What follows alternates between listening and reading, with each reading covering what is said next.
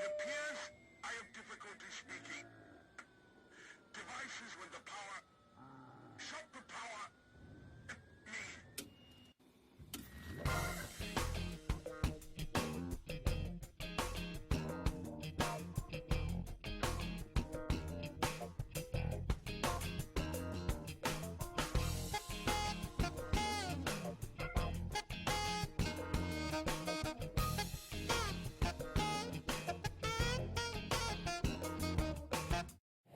Šodien esmu atbraucis Siguldu un pašlaik atrodos vietā, kur dzelzceļš šķērso Veipīti.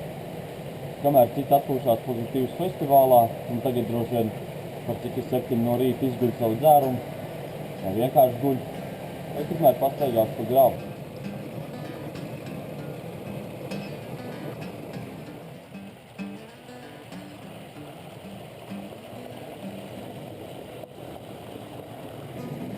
Šis ir otrais, bet neīstais ūdenskritums uz Veipīti. Nākošie 2 būs īstie.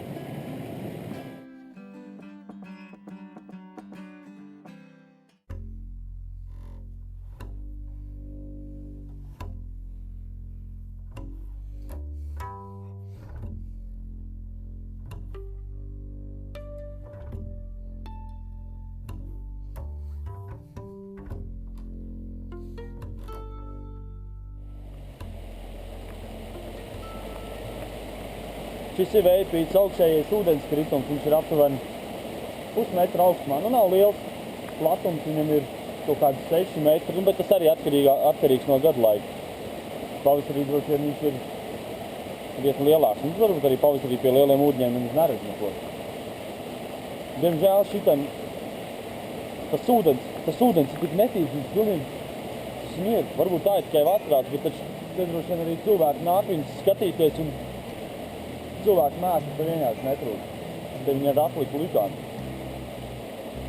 Varbūt pašvaldībai vajadzētu padomāt par to, kā satīrīt šo vietu. Es nezinu.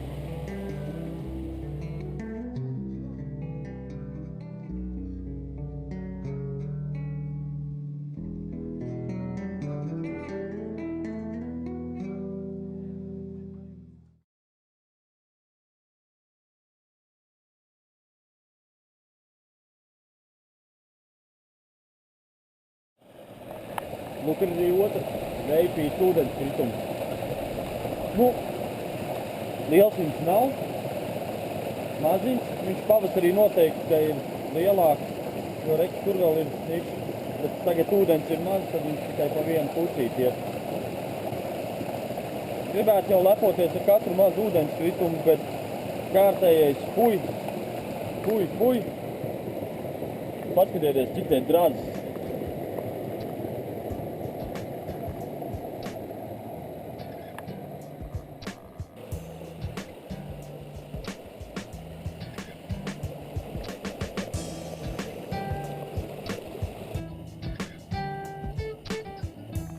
Pēc dzelzceļa grava uzreiz ieņem tāds stāvāks krasts, uzreiz strauji paliek dziļāk. Vienīgais, kas nemainās šeit, tā ir atkrituma sāga. Kā viņa tur bija, tā viņa vēl joprojām te ir un kaudzē. Katrā vietā, kur ir kāds koku sanesums, tad principā garantēti, ka ir pilns ar atkritumiem.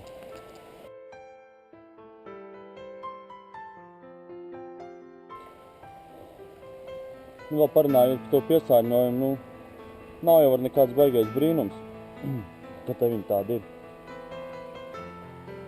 Starp gauju un cilvēku fekālijām, Veipīte kalpo kā starpnieks.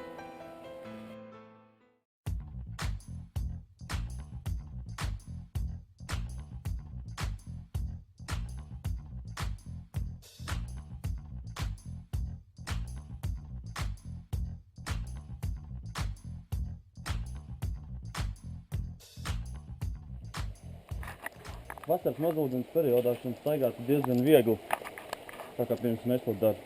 Var šurp, turp, iet pa upīti. Nevajag pat zābaks.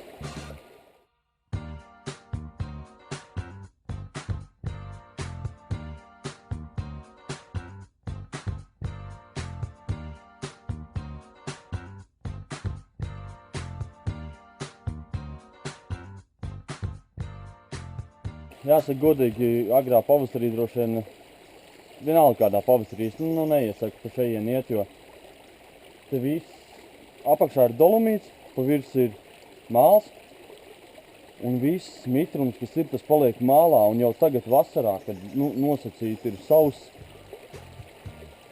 nevar normāli pa tā nogāzājumi paiet.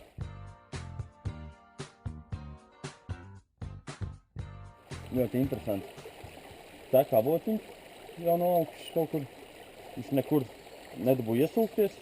Šeit apakšā šitie te, tas ir ciets, tas ir dolomīts, smilšakmens. Un viņš tur lēnām skalo savu nišu. Un visi šitie te kunkulīši, kas ir, tas viss ir smilšakmens un dolomīts.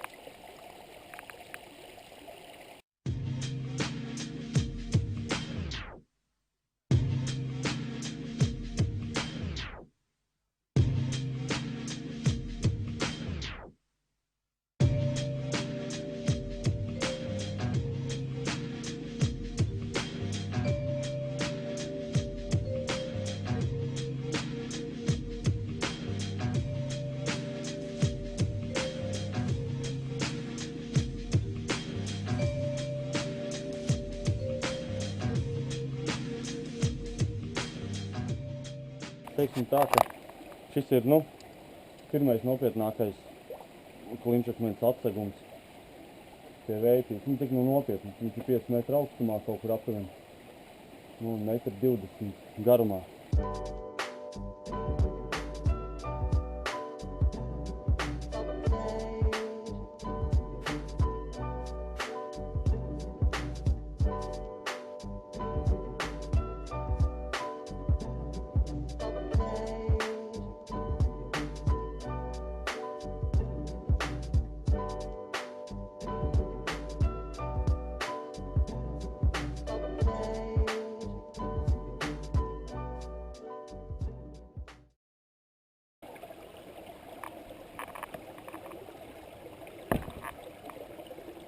Tāds pārsteigums.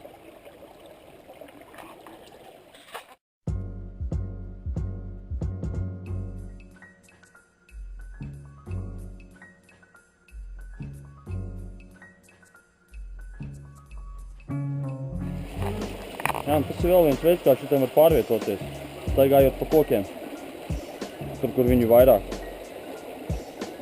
Vējpītei kritums tajā vidus posmā ir kaut kādi 14 līdz 16 metru uz kilometru. Tas ir diezgan daudz. Visur, kur ej, kur vietas, viss upes garumā. Es nesaprotu, kas ir, kāpēc ir tā. Visāds, liels, maz.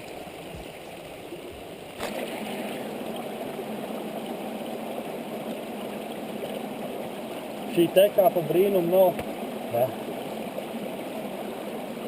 Šis tekā pa brīnumu nav kaut kāds betona kluts ar armatūrām, kas ir novēlies no kāda tilta. Tas ir normāls dolomīts, gabals, kam ir izskalots apakšā. Kaut kad jau viņš kritīs lejā. Un tagad viņš kalpo tā kā balkonu, viņš zina, pat var uzkāpt.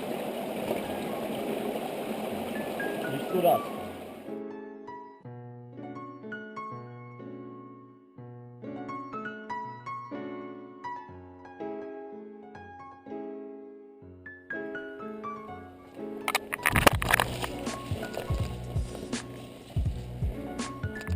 Tas kārtībā.